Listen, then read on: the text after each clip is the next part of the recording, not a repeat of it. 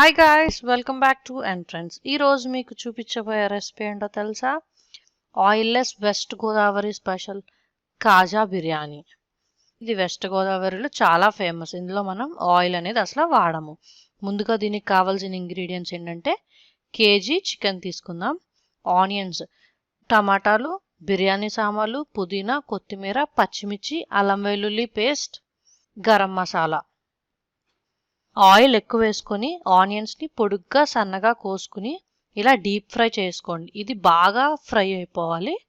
ఇవి ఫ్రై అయిపోయిన ఆనియన్స్ పక్కన పెట్టుకోండి. ఇప్పుడు మనం బిర్యానీ సామాన్లు అన్నీ దంచుకుంటున్నాము. ఇలా దంచుకోవడం వల్ల ఫ్లేవర్ బాగుంటుంది. ఇప్పుడు చికెన్ బాగా కడుక్కున్నాక దాన్ని మనం బిర్యానీ వండే గిన్నెలో ఇలా ఇప్పుడు బిర్యానీ ఆకులు అండ్ బిర్యానీ సామాన్లు దంచినవి ఇలా వేస్తున్నాం. ఇప్పుడు ఆనియన్స్ వేసుకుందాం, పచ్చిమిర్చి, కొత్తిమీర, పుదీనా,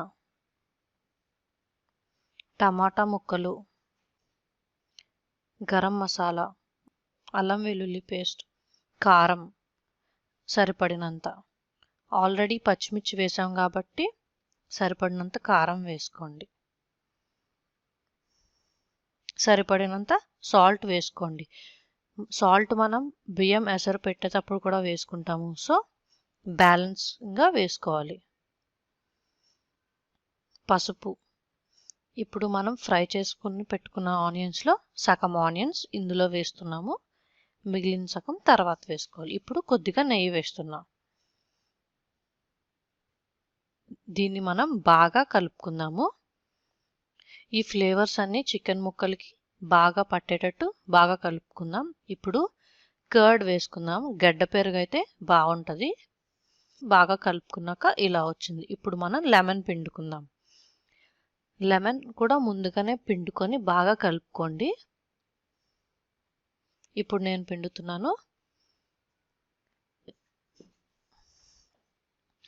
ఇప్పుడు స్టవ్ ఆన్ చేసి బియ్యం ఎసరు పెట్టుకుందాం. మనం మ్యారినేట్ చేసుకున్న చికెన్ గంట సేపు మటుకు పక్కన పెట్టుకోండి. ఇప్పుడు కేజీ రైస్ వేస్తున్నాను నేను.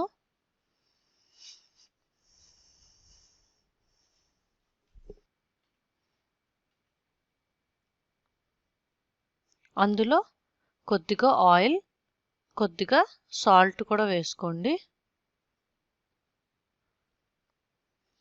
ఎసరు మరిగాక బియ్యం వేసుకుందాం.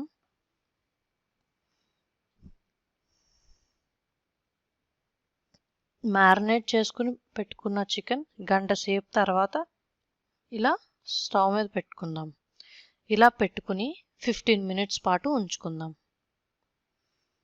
ఇప్పుడు మనకి అన్నము మొత్తం ఉడకకూడదండి, సగం మాత్రమే ఉడకాలి. ఇంకా పలుకుగా గట్టిగా ఉన్నప్పుడే మనం ఆ రైస్ని 15 మినిట్స్ పాటు ఉంచిన తర్వాత ఈ చికెన్ దాంట్లో వేయాలి. ఇలా చుట్టూ వేస్తూ స్ప్రెడ్ చేసుకుందాం. ఆ మిగిలిన సగం ఇందులో ఉడుకుతుంది అన్నమాట రైస్.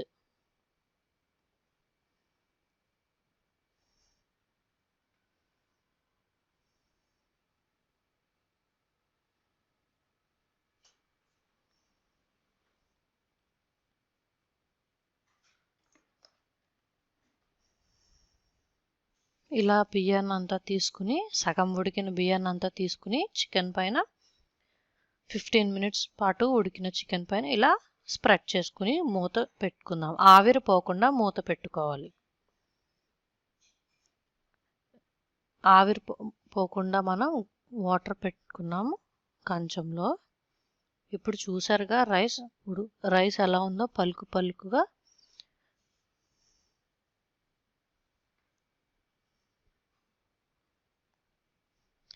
మనం బిర్యానీ అయిందో లేదో చూడడానికి కింద సైడ్ నుంచి కిందకి చూద్దాము. కింద వాటర్ కనుక ఉన్నట్టయితే బిర్యానీ ఇంకా ఉడకాలి. వాటర్ లేనట్టు కనుక ఉంటే బిర్యానీ అయిపోయినట్టు. ఇప్పుడు అయిపోయిందండి, వాటర్ లేదు కదా. మిగిలినటువంటి ఆనియన్స్ని పైన ఇలా గార్నిష్ చేసుకుని కొద్దిగా కొత్తిమీర వేసుకుందాం. ఇప్పుడు స్టవ్ ఆఫ్ చేసుకుని పావు గంట తర్వాత ఈ బిర్యానీని బాగా కలుపుకొని తినండి. ఇది మిక్స్ చేసుకుంటే పైన అంతా ప్లెయిన్గా ఉంది కదా, మనకి మసాలా అండ్ అంతా కిందనే ఉంటుంది. సో బాగా మిక్స్ చేసుకుని పావు గంట తర్వాత తింటే అవన్నీ ఫ్లేవర్స్ ఆ రైస్కి పట్టి చాలా టేస్టీగా ఉంటుంది. చాలా అంటే చాలా బాగుంటుంది. ఈ బిర్యానీని తప్పకుండా ట్రై చేయండి. మా వీడియో కనుక మీకు నచ్చినట్లయితే లైక్ చేయండి, షేర్ చేయండి, మా ఛానల్ని సబ్స్క్రైబ్ చేసుకోండి. Thank you for watching.